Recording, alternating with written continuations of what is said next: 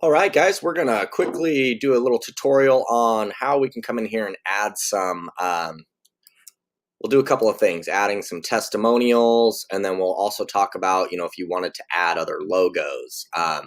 Not sure if this is going to be good for you to do or not, just based on logos can be different sizes and so on and so forth, but we'll give it a shot. And if you put them in and they need to be resized, I can come in and do that stuff for you.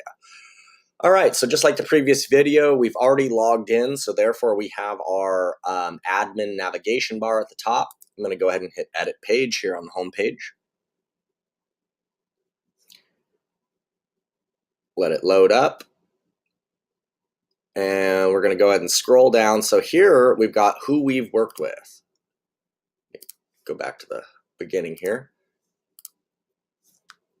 Right, so who we've worked with. You can see here who we've worked with, and then what we have is a client display module, right?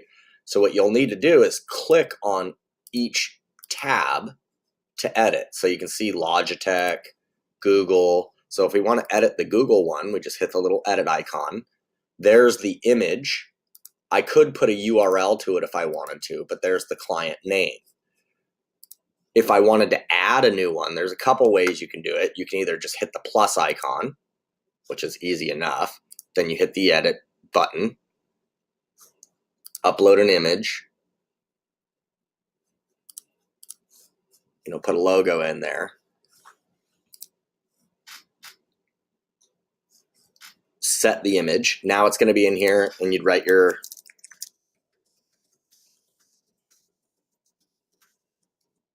if that was somebody that you were working with, and then you just add it. See, now it's there at the end. If we wanted to get rid of one, we just come and hit the X. Would you like to delete it? Yes, I would. And then it's gone. Here's your testimonials. They work the same way. See the tabs? First testimonial, Aura Brooks. Now, keep in mind, there's the testimonial slider, which is the widget that holds all the testimonials. Then there's your each individual testimonial underneath it. Just like the client displays, see if I grab it and move it around, that's one block, but then it's got your options and your tabs inside that block. So same thing with the testimonials. Jack Graham, if we go ahead and edit that, the testimonial settings are going to pop up. We're not doing an image, but optionally you could put like a profile image of somebody, but we're not doing that. There's your name, subtitle or position or company that they work for. Here's your quote, whatever testimonial they said. We're keeping the star rating off, but if you wanted a star rating, you could have it. But once you edit that testimonial, you just hit save. Or if you want to add a new one, right, you just hit the plus button. There's another one. Open up the testimonial.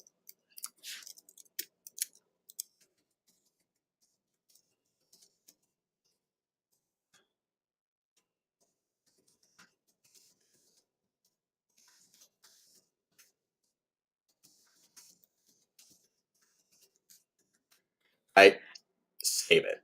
Now it's going to be added to the end of the testimonials. If we want to delete it, hit the X, go ahead and delete it. And you can rearrange the order of your testimonials just by dragging and dropping them. All right, once you're done, we go ahead and hit update, and that will set all of your changes live. Just remember, if you don't hit the update, no changes will be made. Okay, great. Scrolling down, let's move on. So here we've got, let's look back on the home page. If we scroll further down, so we've got completed projects, right? And then we've got a list of these portfolio items here. These are a little different. Notice as we go down to the bottom, all we have is this portfolio section, right? Full width portfolio categories, all projects, right? So it's a bunch of jumbo in here. This is just the settings of how this section lays out. You don't actually edit your portfolio items, right? So retrofit data centers or Mercedes-Benz Stadium DOS project, right? Those aren't going to be able to be edited through here because what they are is they're a portfolio item. So I will go ahead and show you how how we can edit those portfolio items on the next video more in depth, but essentially they're going to be over here in portfolios. And then you can see each one of our portfolio items are in here, right? Retrofit data centers. We can edit it, trash it, or whatever. But let's go find it. So if we went in here and went Mercedes-Benz from the homepage, we click and open the portfolio item. See how the URL structure says Capstone Structures, Portfolio Project 1. That should be a project title, but we got to do some work on how we're going to structure all this stuff.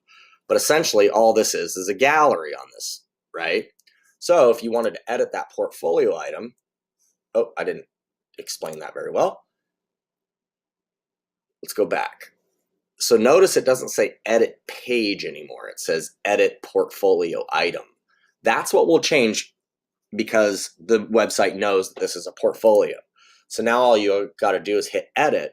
Now portfolios work just like a page do. There's not a big difference.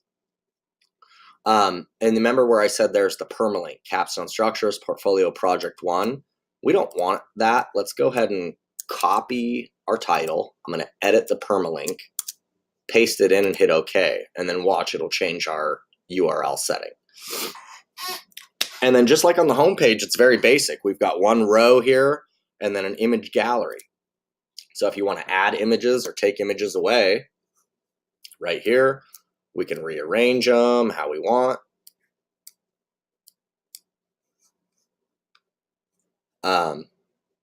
Right now I've got them set to be square images, so whatever size images you put in there, they'll totally work.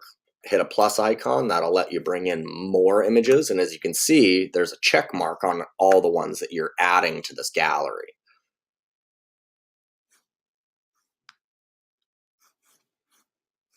So if you wanted to add more photos, it'll take a second to load up here while I'm sharing my screen and everything, but notice if I come down here and I click, it'll put other options and it'll be adding it to this gallery. If I don't want them, I just go up and click the minus button. Add the images that you want. It'll take a second to load and populate.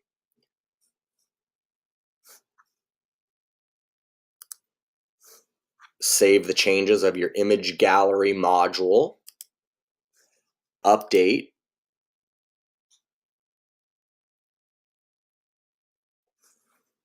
And that will now be live and you've edited your portfolio item. Awesome. Well, I hope that helps. That should give you a little bit of information on how to access these areas of the site and make your edits.